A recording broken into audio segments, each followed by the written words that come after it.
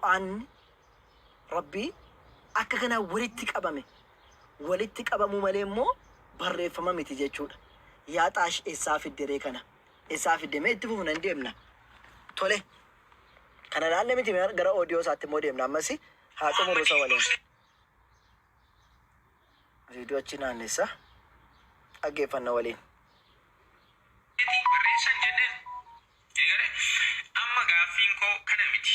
Innaa akka quraanni walitti qabama ciccitaa jechoota garaagaraa ta'ee fi yaada namaa keessallee kan barreeffame akka ta'e hadiisni kun nu ibsa. Garuu eessa jira kitaabni waa'ee dhagaatiin rukutuu kun ibsa. Agartan miti yaa jamaa.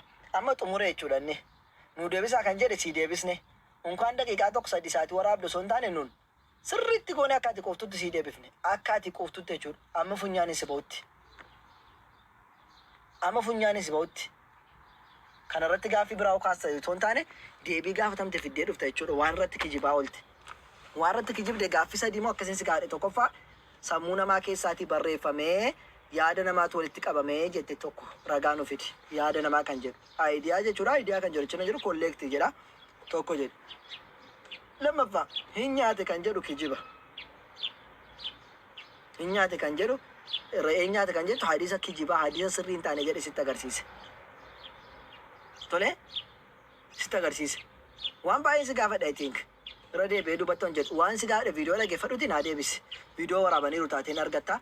Alaa kulli haal eessayyuu deemu islaamaa alhamdulillah rabbil alamin ragaa akkam bareedduu ishii qaba waan taateef yeroo hunda gaafadhaatti miti gaafataa ta'e malee deebiin nu bira guutee jira. Guutuu keessa beetu namuma dhufee wanna jedhu fudhatu dhabame malee deebiin guutee nu bira. Nama sammuu banee dhugaadhaaf wanna hedduutu dhabame. Sammuun kee xiqqoo sirrii ture durri nama caafa dubbistu biyyaansa fuuraan jecha maal jecha xiqqoo ishii dhugaa dubbatta amma maali jennaan amma aarii keessa galte sadeen gadda awwal si qonoxxate sanatu sammuu si jeeqee si nyaati bakka amma durra magaarii turte maaliif jennaan awwaltu si salphise hin gadda dubbisi siin jedhe as fidi siin jedhe ingilifuma jette fidii siin jedhe kunoo ingilifaati nan beekatte meeqa sitti finne amma saati kijibaalti fidi ingilifuma jette hunda dubbisi natti agarsiisi siin jedhe. Otoon du'e morma koo jedhe aarii gaaf sanaa amma sammuun kee quraana dhufeetu qal si gochaadha si jeeqe sammuu aarii gaaf sanaatu si maraachi akkasi gaafa maraatu ilmi namaa gaafa maraatu waa irraa kaa ilmi namaa aarii xiqqoorraa cinqatii waa irraa kaa cinqatii si qabe gaaf sana miti achumaan maraatte ati egaa gaaf sana nagummaa kee argaa hin jiru dhugaa rabbi takkaa waa'ee quraana kan dubbatee waa'ee hadiisaa dubbatee egaa gaafa si kee maraatummaan sanarraa si jalqabe kanatti fayyitu yoomi jennaan yoo kijiba kee dhufee awwal tiriitmentii si godhe bakka dhiisi malee ishii dhiifama anoo kana hin gadda dubbise jedhe namuma barsiisuufi malee si sobsiisuuf si awwaarraduufi miti kanaafuu abshir sitti dhagaamini kan hin gaddaa sitti dhagaame sammuu kee ofiin jeeqini ani obboleessa kee awwali bar karuma dhugaa akkaata argituuf jedheetanii malee jedhe saayikoo tiriitmentii yoo si godhe tiriitmentiin beektaa miti ingiliffanan beeka jette yoo tiriitii si godhe dingata sammuu keetti deebi'uu dandeessa kan sanaan alaa garuu ittuma adeemta waan taateef rabbi immoo itti dabalame si haa fayyisu malee baay'ee akkanaan deemte jennaan borgaaf tokko qullaa deemuuf jirta rabbi qullaa sin deemsisini gaaffii gaafachuu barbaadde kootti lama na konna laayifii jiru ergadhu gaafadhaa isiniin jenna koottaa isiniin jenna si galee saniifuu nu gaafadhaa isinii deebifna yoo sana hin taane garuu azzala bobaa jala kan ofii kaawwatanii isa gudii meeqa qabu isa kana haasofna yoo jedhan isin hin baasu nuun deebisnii kennuudha dubattiin jennu si qofa mititi warra si duraa meeqaafuu kennamaa ture daddabaladhuti kootu jechuudha. Tole warra kijiboo hundumaa ani wantan kana godhee fi wanti kana dubbadheef waan ati yookaan immoo waanan viidiyoo hojjechuu hin dandeenyeef sirratti wanti kana dubbadheef waan ati yookaan immoo waanan viidiyoo hojjechuu hin dandeenyeef sirratti sa'aatii tokko mul'uun deebiirratti sii kenne. Saniifuu waan hin daqiiqaa shanitti lilli jedhee irra oofee deemu miti. Sa'aatii tokko mul'uu waraabame dhaggeeffadhuti yeroo sana koottutii dubbadhu. Yoo sammuun laashedhe si deebi baga rabbis fayyise jenna. Yoo sammuun si dide immoo achumaan maraatta. Yoo sammuun si deebee taate immoo isheen si gaafadhe sana deebinaa kennee isaaf akka haasofte jechuudha. Akkasiin siin jedha inshaallaati. Khair inshaallah. Ani macaa ramadaana keessatti akka waa'ee macaa quddusiin dubbadhu jennaan didda inni tuttuqaa jirtu gaaf sana immoo isin ittiin cabsa kun akkasitti haayitaniini. Ammallee yoo dhuftani koottaa gaafa dhabni gaafachuu barbaaddan. Koottaa. kiristaanota. Asumaan beeksisa isinitti ijoollee bor qormaata qabdan bor na fakkaata bor qormaanni kan jalqabu. Ijoolleen asirratti dhumarratti ijoolleen 5 ayyee caaltu si gasha. Ijoolleen 5 asirratti dhumarratti qoramtan garee keessan seene na fakkaata garee keessa seenaa. Ulaagaa dhumaa isiniif hima jedheetaniin isin hin seenne ta'uu baannaan garuu waan irra caalaan maajoritiin namni irratti walii galee fudhachuun keessan dirqama ta'a jechuudha. Saniifuu bor sa'aatii 2 irratti akka Itoophiyaa sa'aatii 8 jechuudha. Akka Dubaayitti sa'aatii 9 akka Saawuditti sa'aatii 8 sa'aatii 2 zuurii booda irratti inshaallah bi'iznillah wal dorgommiin quraanaa hin jalqaba jedheetiin wanna jedha. Garuu warra islaamummaatti dhuftan amma ammaan hin agarre meebi gareen illee ijaarameera garee keessatti eenyutu akka wanna jedhu ayyee mala kaameeraa galatoome. Eenyutu akka dorgomu amallee addan baafanne ijoollee islaamummaatti dhufte eenyu akka dorgomu addan baafanne warra gara biraatti dhuftanii warra na biraallee ofii na bira barataa turan adda baafachuu hin danda'ama. Saniifuu isin warri qoramuu barbaadan na beeksisaa ameera achi keessa jirtullee ijoolleen dhuftee yoo taate na beeksisaa maqaa jara amma ammaa tokkollee na agarre jechuudha. Maqaa jara amma ammaa hin agarre jechuudha. Walii gallee خير إن شاء الله إن شاء الله ጥያቄ አለኝ በጣም ግን ጥያቄ ምናምን ቴሽን ኮርፖሬሽን የለም ጋፊ ነው እዚህ السلام عليكم فرحان وعليكم السلام سلام ነው الحمد لله ሁሉ አማን فرحان አንድ ጥያቄ ነበረኝ ፈትዋ ይሁን እንጂ ጠይቅ ላላ ፈትዋ አይደለም እሺ ቁርአን በቁርአን ቁል ወላሁ አሐድ የሚለው በአማርኛ ራሱ ቁል ወላሁ አሐድ ተብሎ ተጽፏል።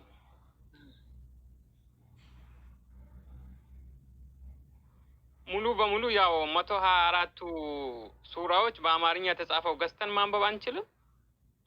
በአረብኛ ሳይሆን በአማርኛ ማለት ነው። ያኒ በአማርኛ ቁል ወላሁ አሐድ ብሎ የተጻፈው ነው።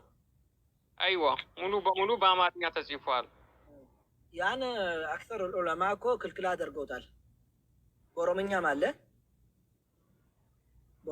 አለ ያ ዑለማዎች ክልክል አድርገውታል። ለምንድን ነው ያደረጉት? መማሩና ማህፈዙ ችግር የለም፣ በጭንቅላት መያዝ ማህፈዙ ችግር የለውም። ነገር ግን ያ ቁርአን የሚሰጠው ሐርፍ አወጣጡ አይዋ ይሰማል። እንደዛ ማውጣት ከባድ ነው የሚሆነው። እንደዛ ማውጣቱ ሓን እንደ ሓ ኻን እንደ ኻ ዳድን እንደ ዳድ ማውጣቱ ከባድ ነው። አንተ ከዛ ትቀራለህ እንጂ ቁርአኑ በትክክል አትቀራም። ስትቀራ መኻሪጁን ጠብቀህ ማለት ነው። መኻሪጁን ካልጠበቅህ ግን ምን ይሆናል? ይሰባበራል። ለምሳሌ ማ ሰለከኩም ፊ ሰቀር ይላል ቁርአን። ገብቶሃል? ሱረቱል ሙደስር ላይ ሰቀርና ሰቀር ደግሞ ይለያያል። ሰቀር ጀሃነም ነው። ማን ጀሃነም ውስጥ ጣላቸው ይላል።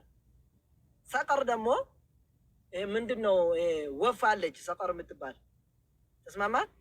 ስለዚህ ሷድና ሲን እንኳን ማን ለይ ከሆነ ቁርአኑን የማይሆን ትርጓሜ እየሰጠን ነው ማለት ነው። ለዚህ የተከለከለ ነው ይላሉ።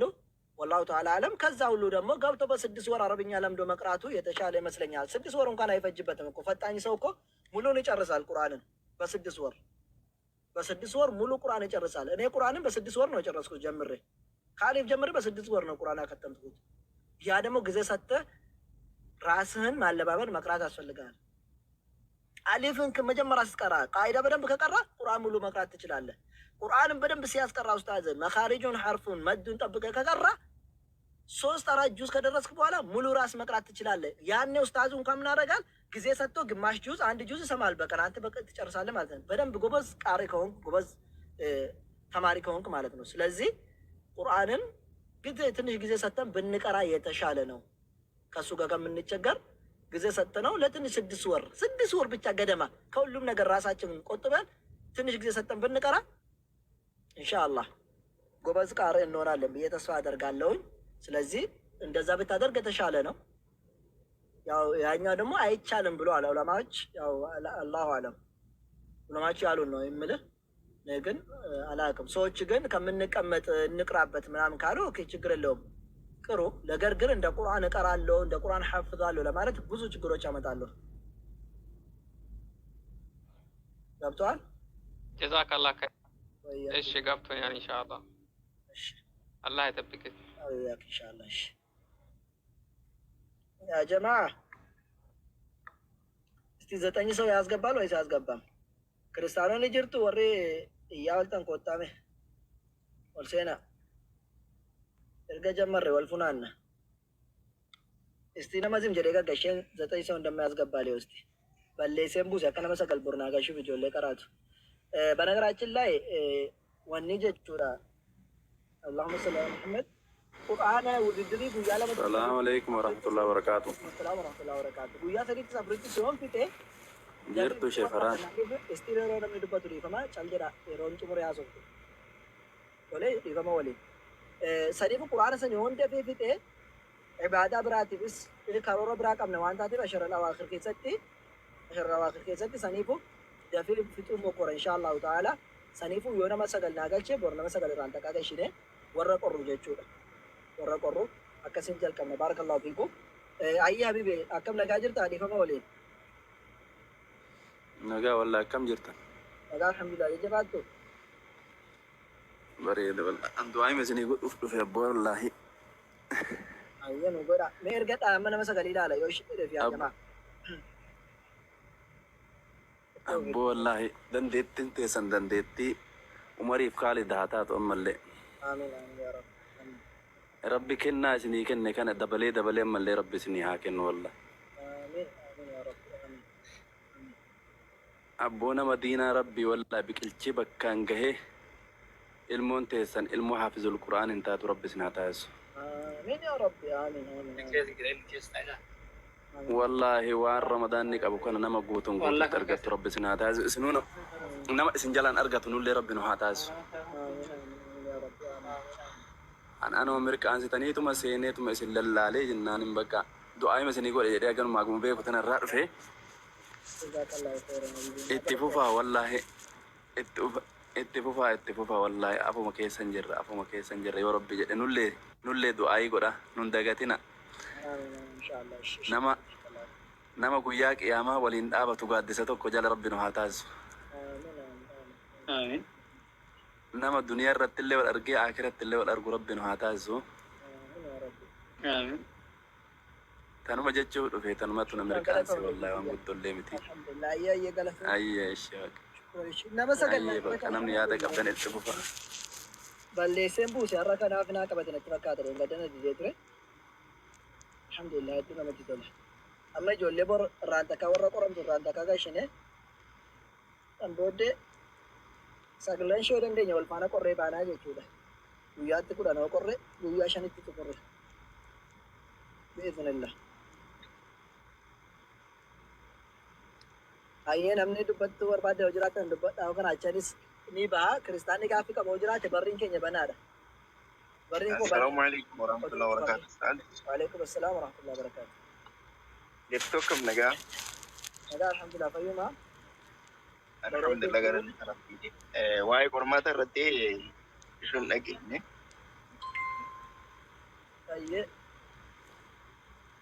Maal jettan reefiin tana qormaata borsaatii namatti dabala. Garee keessatti namaatti isin goone yaada rakkoon iddoo achitti dhaggeeffadhu isin keessan achitti dabarsina yaada. Warri garee keessa jirtan. Ayyee inshallah jazakumullahu khairan. Ayyee. Tole. Ayyee. Namni yaada biraa qabu jira. Si ergeen ture abbaa walaloo nashiidaa. Nashiidaa keetti hin galmoofne mucaasu warri nashiidaa gaafa wanna finne inshallah tigaa keessan immoo itti dhufna. Gaafa warra quraanaa finne walaloof nashiidaatti dhufna. Guyyaa tokko tokko caalaan fudhattan isin yookiin guyyaa tokkotti xumura keessan.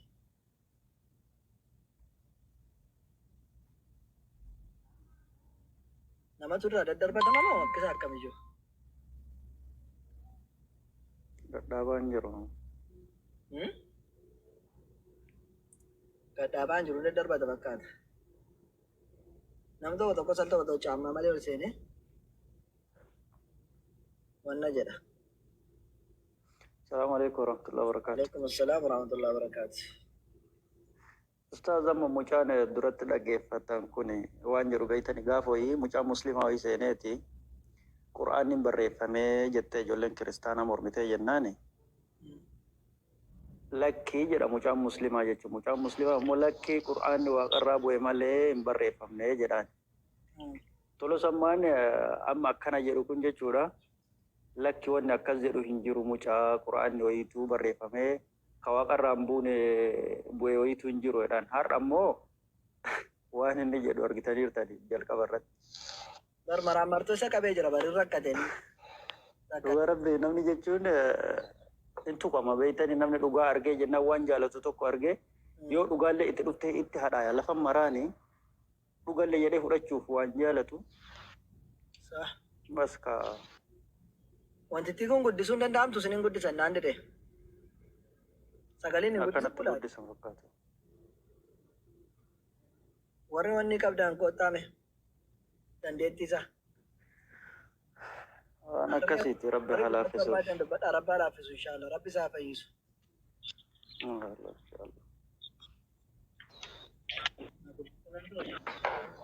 السلام ورحمة الله وبركاته. وعليكم السلام ورحمة الله وبركاته.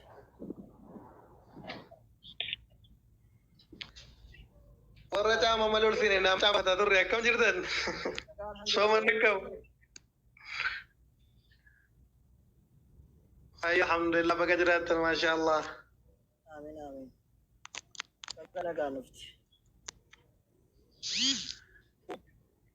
masha Allah rabbiin le sooman sina no hundarra rabbi takabbar garbicha kullu sabbinu agodo amin amin inshallah amin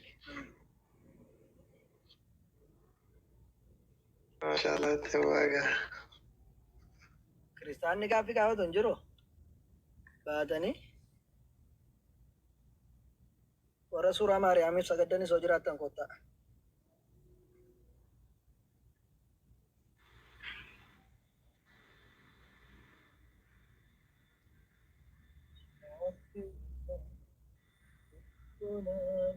Assalamu alaikum. Waalaikum assalam warahmatullahi wabarakatuh. Sunan da iya kudu sunan da utang rakon injil. Maaf.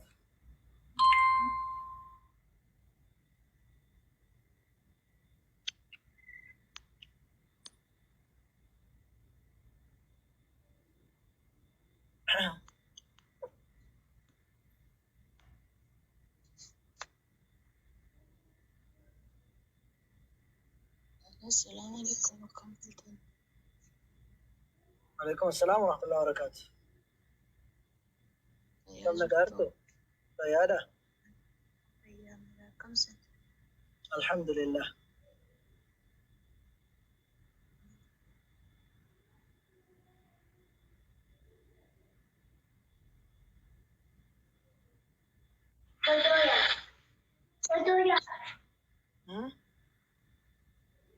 Baay'ee sagaagalummaa dhiisaa. Baay'ee sagaagalummaa dhiisaa jedhe. Akkamitti nama ajjeesu? Dhugaa qaba Yesuus akkamitti nama sagaagale wanti jedha. Maartiin Luutir bari Yesuus Kiristoos zinaa dalageera jedha sagaagaleera jedha. Maartiin Luutiriin beektu? Maartiin Luutir jechuun misiraachii yookaan immoo hundeessaa Pirotestaantiiti peente. Waa'ee Yesuus Kiristoos jaartittii ishee bishaan lagatti dhaqee Samaraawii sana Yohaannis Wangeelaa boqonnaa 4 irraa kaasee jiru san. Ishee wajjiniin achitti lagicha irratti yeroo haasaan sana ishee irratti sagaagaleeraa Yesuus Kiristoos ishee faana wal qunnamtii godheeraa jedha bar Maartiin Luuter kun. Waan ajaa'iba. Macaafni warra Ortodoksii immoo Yesuus Kiristoos Waaqayyoon keenya afaan keessa wanni dhungateeraa jedha. Afaan keessa dhiira wayii dhungateedha. Afaan keessa wal dhungata dhiira akka kan jiraatti gaa. Yoo dhugaa qaba yoo ajjeesuu baate ofiisaa jiru dhiira keessa afaan dhungata ta'e Yesuus dhugaa qaba. Saniifuu keessan of jala kaawwattanii dhoksattanii wannan jedhiina.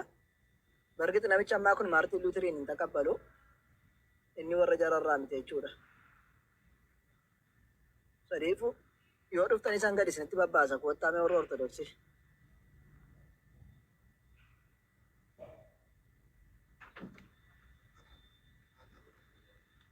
Ustaz, Ayyee.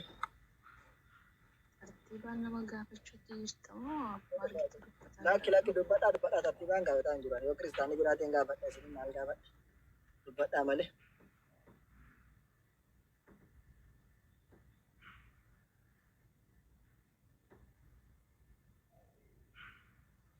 Eenyu dubbate amma? Ayyaana sababni Oromoodhaan dubbate jettan. Ayyee Oromoo dubbadha. Ani gaaffii lama sirraa qabu. Gaaffii lama mana keessaa. Ayyee takleekii xiqqoo ol qabi musliimoo kiristaana. Ani garuu musliima ta'eera torbee akkasii leenjii garuu shaada qabatee jira. Garuu maaliif shaada nama qabsiistanii kaatanii maaf ijoolleen barsiistanii gaaffiin tokko kana? Ayyee.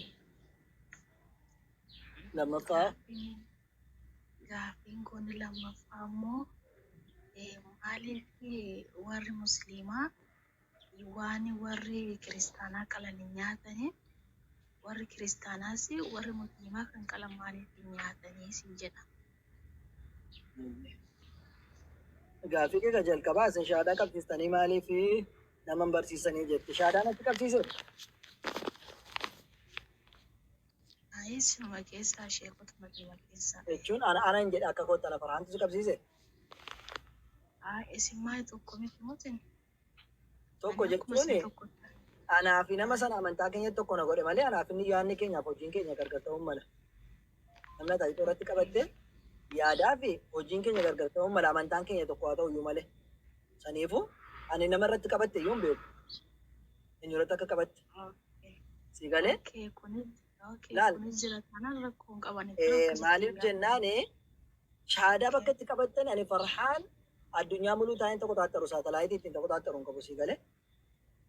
An nama na biratti dhufee shaadaa qabate walitti qabamanii garee keessa jiru barsiiseera xumureera alhamdulillah amman barsiisee waggaa tokko baratanii xumuran eebbifaman ijoolleen. Garuu iddoo ta'e deemanii shaadaa qabatanii dhufanii farhaaniin maaf akkas nu goote jechuun kun cubbuu ta'a jechuudha. Waan hin beeknetti waan hin arginetti ani hin argines hin dhageenyes hin argines.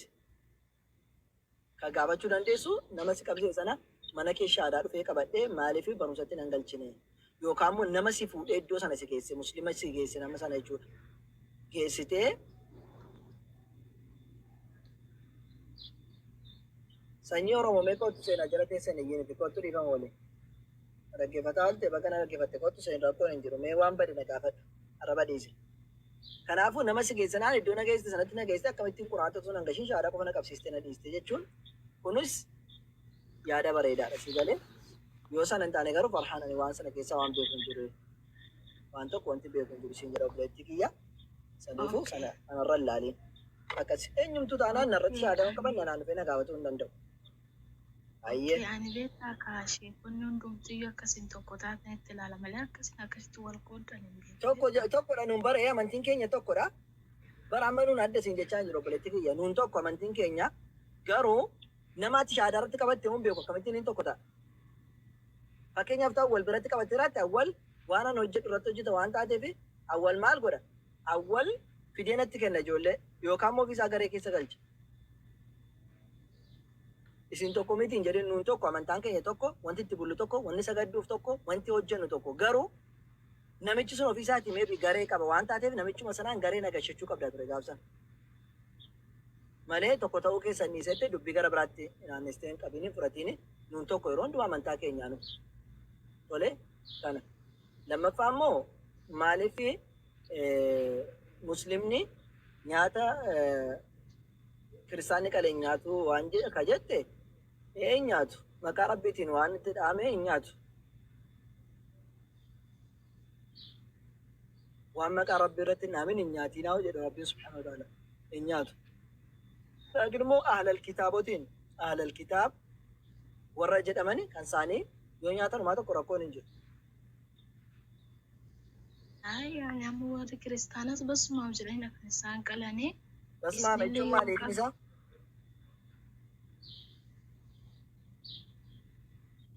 Ani akkuma isin Allahu Akbar yoo immoo bismillah jettanii miti kan isin Kanaafuu akkuma nuun jennu akka nuun jennudha malee hiikni isaa tokko miti basmaama jechuun maali? Basmaa walda manfas quddus jechuu fi bismillah jechuun gargari. Bismillah maqaa rabbiitiin jennee qalla nuun. Bismillah Allahu Akbar jennee qalla. Bismillah jechuun maqaa rabbiitiin hin qala. Allahu Akbar rabbii ol ta'e haalaqa. Basmaa ምናምን ተሽን ኮርፖሬሽን ዋሰዲ ከሰቀተ በስመ አብ ወልደ መንፈስ ቅዱስ በስመ አብ ረጁም በስመ አብ ጀቹራ መቃባ ወልድ መቃ ኢልማ መቃራ ፉረ ቁልቁሎቲ ሰዲናን ከላይ ቻጀረን ሞ አነከሰኝ ከናቦ ሰዲ መቃራ ቤት መለቲ መቃብራው አመታጅሩ አንተ ተፈኛን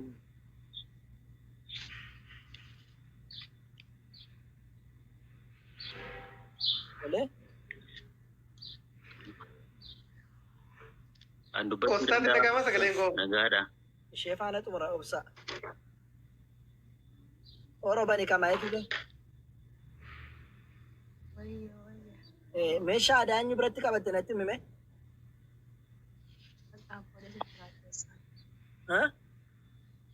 Booda sitti maa. Maa asirratti nama matti yoo maaliif booda nutti himtamu? Asuma irratti nutti himtamte asitti nutti himtu. Asirratti immoo akka ati yaada kaasteetti kaanama walitti naquu waan ta'uuf. Naa rakkoon hin jiru. Waan tokko wanti walitti naqnu hin jiru bara. Waan tokko walitti hin naqnu. Ekelee irratti hin qamadhee jedhu namni suni waa'ee kana amantii kanaa nama hojjetudha moo nama maaliiti kan jedhu laaluu barbaade nama asirratti qabattisu. Aye, namatti walitti dhiyaatanidha waan ta'eef booda keessaa sitti nama kaa'isa. Rakkoon hin jiru natti hime. Ustaaza Awwalidha. Aliidha. Ahmadi. Moo Yusuf Bidiyaa Rubbo Ijoolleen. Ustaazi qoy lakki qoy dhiisa. Moo Sheek Riyaad Gammadaati. Rakkoon hin jiru nutti hime. Laala keessaa sitti follow naa deebisi meeseejii si barreessaa morraa ba'e. Ayyee ishee kamuu manaa barreessi ishee kunola. Ila kuna manaa barreessi. An dubbisee noo maqaa sana nama sanaan na'u akkasumatti sitti hima maqaa nama sanaan na'u kunoo naa barreessi amma follow sii godhee jira. Ilaala innaa barreessi. Ayyee maqaa nama sanaan na'u akkasumatti laalee dubbadha. Ayyee. Ayyee naataan. Dubbadha. Faaraan gaara akkamati. Alhamdulillah. Ani gaafin sirraa qabu. Ayyee. Yeroo mara ati amantii kiristaanaa barsiisidha Allaan si erge moo amantii musliimaa barsiisidha Allaan si kaa'e qoy. Yeroo mara inni guddaan duraan dursee kan namni amantii ofii hordoftoota ofii barsiiseet isarraan darbee ka'ee sababa warreen amantii biraallee amanuu barsiisuu danda'a. Garuu ati fakkaattonni kee yeroo mara waa'ee kiristaanaa odeessuu dubbachuu isa barsiisuu malee guyyaa tokko hordoftoota keessan gadi fakkeenyaaf quraana keessan hadiisa keessan irra kan jiru barsiistanii hin beektanii garuu yeroo hunda waa'ee kiristaanaa buutee bariitee dhiitee baatee waa'ee kiristaanaa barsiista. Kun immoo amantii keessanii fi mee ijoollee keessan waa'ee hadiisa keessanirra waan meeqa kan jiru mee hadiisa keessan dubbisa. Hadiisa keessanirra kan jiru isa barsiisa. Isuma bareeda isa gaarii qofa anama fakkeenyaaf hadiisa keessan yeroo tokko mana kompaarizimii seenee nan dhaggeeffadha akkasumas immoo nan dubbisa. Maaliif hin dubbisa beektaa? Waan badaa meeqa akka keessa jiru waan nan argeef malee otoo dhuguma waan amantii keessan gaarii qofa barsiisa ta'e okay kun mirga isaaniitii haa baratanii jedheetaniin miidha. Garuu dhaga'i isa maaliif hin barsiisne asitti ijoollee keessattuu immoo asirratti ijoollee kiristaanaa kan baadiyyaa keessa waa'ee kiristaanummaa makumaan keessa jiraatan ortodoksii isas galchitanii waa'ee dhuma quraana fikshinii dubbistanii waa'ee quraanaa keessa dhiistanii waa'ee ortodoksii fikshinii akka nama fikshinii dubbisuutti isa barsiistu. Namoonni ka'u wanti tokko hubachuu qabdan warreen as jala jirtanis ta'e as mataan keessanii kitaabni qulqulluun ortodoksii fikshinii akka quraanaa dubbifamuu miti.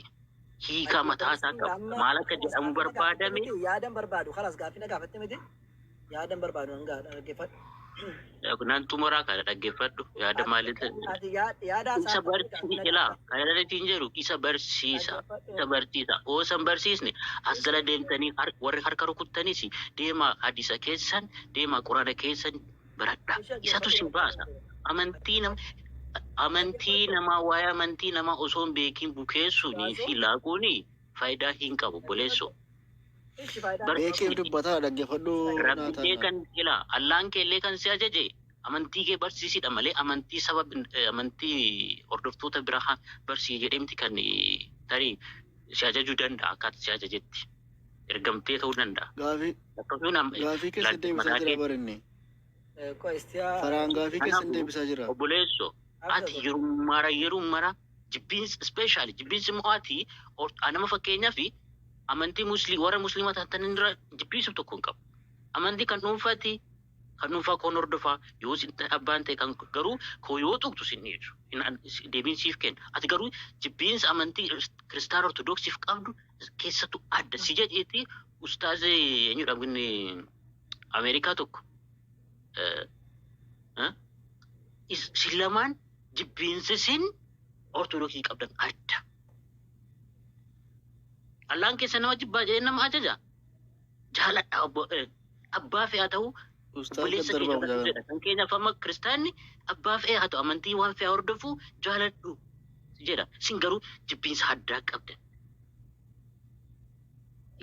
Kanaafuu waan galabaamatti wanta isin jedhu quraana keessan barsiisii waa baay'ee keessa jira. Deemaa baradhaa isa as teessanii ishii gaarii qofa yookaan immoo waa'ee amantii namoota biraa qofa as teessanii kolfuu ta'anii jechuu barsiisuu dhiisaati. Warri hordoftanis warri barsiistanis deemaa keessan baradhaa keessan keessayyuu waa baay'ee waan gaarii utuma jiru waa baay'ee waan badaa waan fakkaanne mee hadiisa keessan tokko ishii dubbisa.